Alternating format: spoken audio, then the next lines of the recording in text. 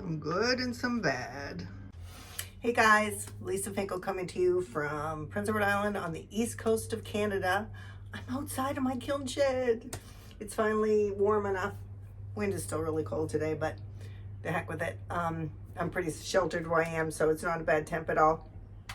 So this will be my last kiln opening before my sale this weekend, my Mother's Day sale. And then it'll be a while, of course, before I build up again. But I do have a couple of exciting things happening in my life I thought I'd share with you. Number one, next week I am retiring from my day job, which is not pottery. So I teach at a local community college. I've been really blessed. It's an amazing job. I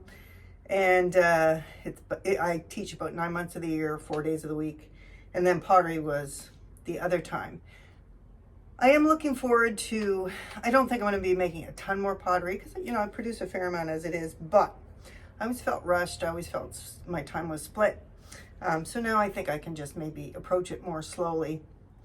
You know, the studio gets crazy before a sale and things because I just don't have time to do everything and produce at the same time. So I'm hoping that maybe this will help my, my organizational skills.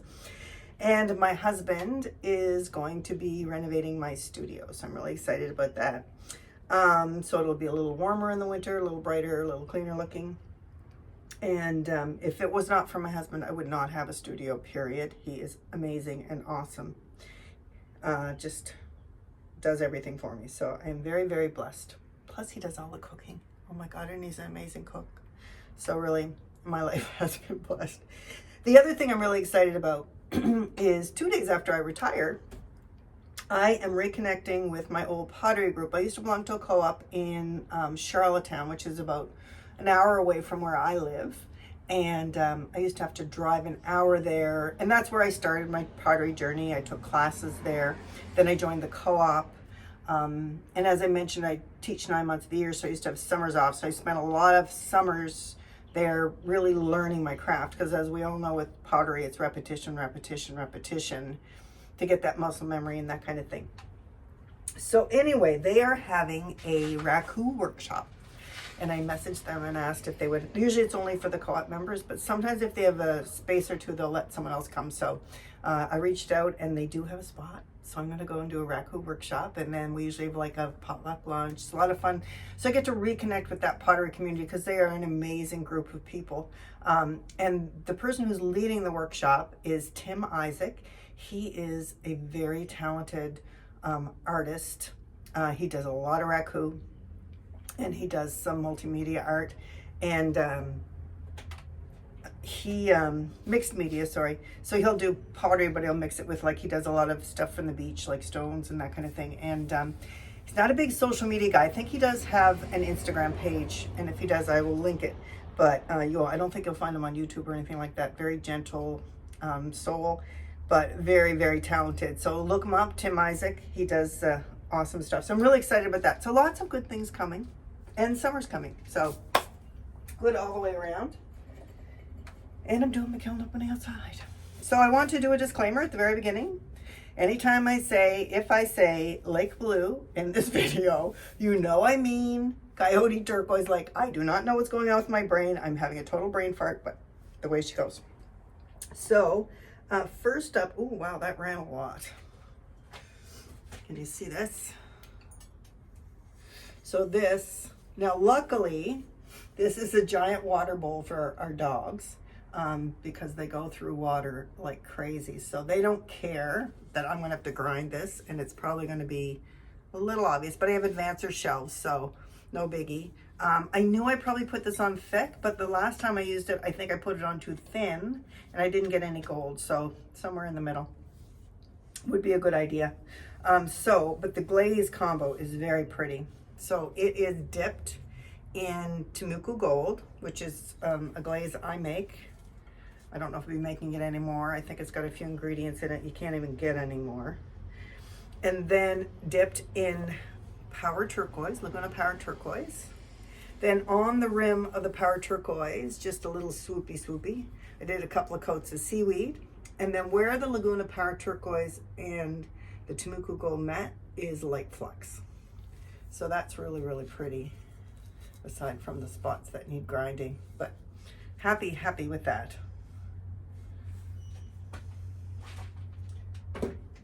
I did another plate in this style, which I still had some glaze chips left from the amaryllis. So that's just a dried out jar of amaryllis, like when it was empty. Just smushed it all up and got the chips out of it. 3 coats of Coyote Fairy Rose on the back. 3 coats of Spectrum Pearl White on the front. Then 2 coats of band, probably an inch, of Fairy Rose. And then just a bunch of chips. Amaryllis chips in the middle. And it is very, very beautiful. So I thought, oh, well, if that looks so good, I should try it with another color. Fail. But I don't think it's totally lost. I think I can refire this. So the back is Purple Haze. The front is 3 coats of Pearl White. Like, so I did the same basic idea. Then I did about an inch band of the Purple Haze. And then I did chips of blue hydrangea. And I didn't have an empty jar, so I just took some of the glaze and I painted it on a piece of cellophane and I let it dry out and then carefully crumbled it and then used it. And that part is really pretty. I like that. But the Purple Haze did not do well on Pearl White. So that's good. I know that now, right? And I think it's probably not a highly pigmented glaze. So I'm just going to refire it, and I'll probably I'm thinking like maybe Night Moth would match nicely with this on the Pearl White. So it's not a total loss, but it's not a total win either. This is just a little planter. Well, not a little planter. Actually, it's a good sized planter. This is the classic Winterwood. So in all cases, when I say Winterwood, I mean that I dip it first in alabaster, then I paint on from a paint on or brushable jar of glaze 1 coat of Winterwood, and they work fine together, the dipping and the Winterwood. Then I did 1 thick coat of Fairy Rose, and then I did light flux over that. And I like it because if I did 3 coats of Fairy Rose, that would be really, really pink. But this is just like subtle pink. So that turned out pretty. Very nice. This, I had a vision, but it did not meet the vision. I think it's okay, but. So I had this little oil pourer that was a fail on the wheel. So I thought, well, I'll finish it. And then I just carved it because it was too heavy. And I mean, it was just not good all the way around. So then I threw everything at it but the kitchen sink. So that had these little flower divots to grab the oil pourer with. And then I had Pearl White and Fairy Rose on the top. And then I had Autumn Purple in the middle. And then I had Sangria on the petals. Sangria at the bottom, and then I did 3 coats of kimchi, and just slightly overlapping in all cases because I know they blend really well together. I mean, it's okay. It's not great. It'll have a really good price on it at the sale. You know, sometimes we imagine something's going to look a certain way, and it doesn't. Okay, next load.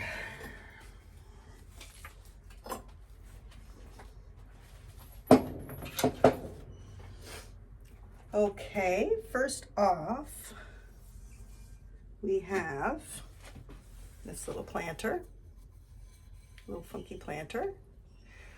Inside is my just clear, mixing, or just dipping clear.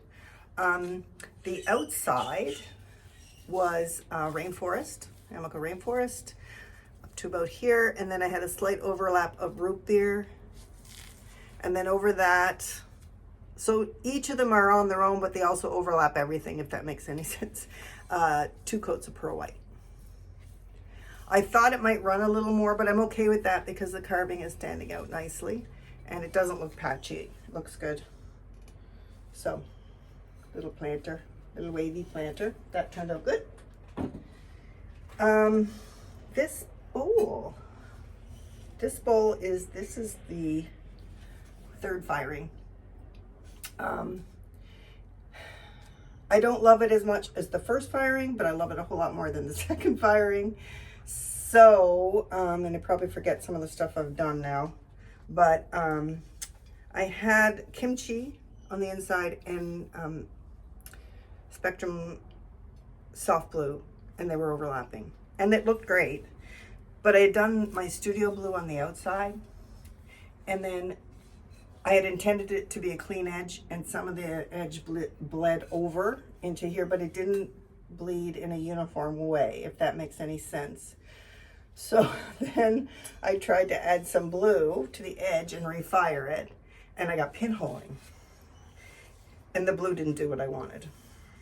So I put a little bit, because I had done a piece with night moth. Oh, and this has got pearl. I'm sorry, I forgot to say that this has pearl white underneath. So I put a little night moth on the edge, and actually it's growing on me. What do you guys think? I think it's the kimchi throwing me off a bit, but it's kind of a nice, it looks a little bit fiery with the kimchi. So, and it's a nice big bowl. So that's that one. I've shown you quite a few of these, but they are so popular, I made another one. So this is another charcuterie tray. If anybody watched my last video, I used my Studio Blue. This time I used Deep Sea, Amico Deep Sea as the base, and then blue hydrangea all over, and then seaweed on the rim and on the starfish. And it turned out pretty nice and flat. And I have a little matching bowl, and I have another matching bowl that's a little bigger, so I'll decide which one looks better. The other one I'll just sell separate. Next shelf. Okay, last shelf. Remember, if I say Lake Blue, I mean Turquoise Lake. And here would be Turquoise Lake, and to about here, and then dipped in Pottery Supply House Purple Haze, and then I put blue hydrangea over the Coyote oh God, Coyote Turquoise Lake. Oh, it's bad. And then I carved the mug. So see how it's creating those striations of the glaze, so that's quite pretty. So that turned out nice. I like that. That is very pretty. That's that one. And I did two like that. This one I didn't cover it as much with the blue hydrangea, so it's just a slightly different look, but still very nice. And it's got the two finger dimples in the side, and they all have clear, studio clear in them. Ooh, okay, what else we got here? Oh, that's bad. Look at that. That will probably have to be sold as a second, but it is pretty. So it's similar to the dog bowl I showed you, and it's interesting that I went a little crazy on the thickness, and last time not thick enough, and man, I got to find that middle ground. So it is Temuco Gold on the bottom. It is Power Turquoise, Laguna Power Turquoise on the top. Then it's seaweed on the rim. And then there was a little bit of flux where the Power Turquoise and the Temuco Gold met. And it's very beautiful, very, very beautiful, like nice golds. And I even like this. Look at that line. But getting that off. I mean, it'll come off. These Advancer shelves are amazing, but it's just how clean you can make it look when you do that, right? This is a refire. I'm curious to see. Oh, it didn't drip too much. So this was the one that I made a boo-boo on the decal, and it was flawed. So I burned it off because I wanted to see, and then I got pinholing, and I don't know. When I refired it, I might have a little there. Have to check it when I have my gloves off. Yeah, it's got pinholing, damn it. Well, there was nothing ventured, nothing gained on that. I couldn't sell it with the pinholes anyway, so this will either be a mug for our house or garbage. One or the other. Too much pinholes. Okay, what else do we have here? Oh. That is nice. A tiny bit of drippage, but that is a nice mug. Wow. I love that. So it's just carved on the bottom. So the bottom is Coyote root beer, and then the top is winterwood with flux over all of the winterwood. And I like that. Of course, it always drips by the handle, right? Because glaze pools there, but that one will clean up no problem. I don't have any issues with that. What's this one? Oh yeah, oh, that is pretty. This is a refire, and it is Coyote Turquoise Lake on the bottom, Sangria on the top. And when I did that, I didn't get any drippage, I didn't get any variation. The Sangria was very static. So I just added some flux to the top of it and refired it. And I like that so much better. Wow. And it still didn't run over the decal, so that was perfect. Mama Bear. Awesome. This one, yeah. So bottom is curry, looks beautiful. Top was Coyote Turquoise Lake with flux over it, and then a small dip of Laguna Power Turquoise. And the Laguna Power Turquoise looks beautiful, and the curry looks beautiful. Like, look at the variation, the frosting. But the Turquoise Lake got very mottled. So I'm not sure what I'll do. I might refire it, actually. We'll see. It's pretty, but it's just a little bit patchy. So might have to put something on top of that and give it a go again. No biggie.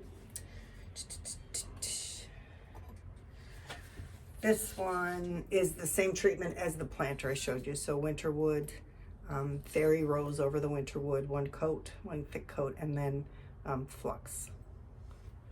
And the carving once again makes that glaze drippage really interesting, because the carving forces it to run in a certain pattern, right?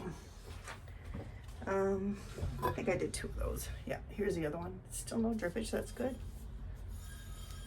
These will be very, very popular at the sale. From past experience,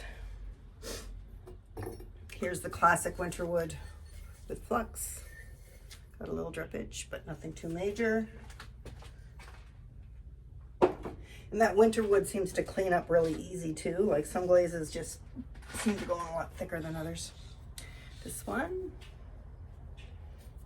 so that one is just the winterwood and flux again. No drippage on that one. Oh, I fired this to 2190 Camille Hoffman slow cool schedule with a hold at 1900 for 30 minutes, which gave me very close to a 6, probably a 6. And this is the river birch on the bottom. So 2 coats of honey flux, 1 coat of river birch, and then 3 coats of Spectrum Soft Red with a little overlap. And where the overlap, you get this white. So that's pretty. And here's another one, also with the same treatment, just a different mug design. So I try to do some different designs because everybody has a different preference. All right, what do we got left? This is just another blank for those hydrangea cups that I've been doing with overglazed decals.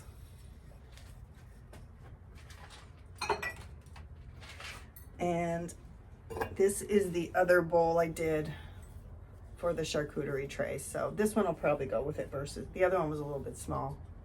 So there's that. So they were all the same, deep sea, blue hydrangea, and seaweed, which is a beautiful, beautiful combo. Like, gorgeous. This one was a refire. So it's just a Mama Bear mug. And I think I showed you maybe the last kiln load, I had a lot of discoloration around the blue. I didn't clean it up good enough, so I just got my little Dremel out and took off a lot of that blue and then put some more mixing clear over it, and 2 coats, and turned out so much better, so much cleaner looking, so much happier. And last one. Ooh, winner, winner. Look at that. Can you guys see? I saved the best for last. So what did I do here? I did a dip of alabaster. Over that, I did 2 coats, thinner coats of fairy rose. Fairy rose is highly pigmented, so you don't need 3 coats, I don't think.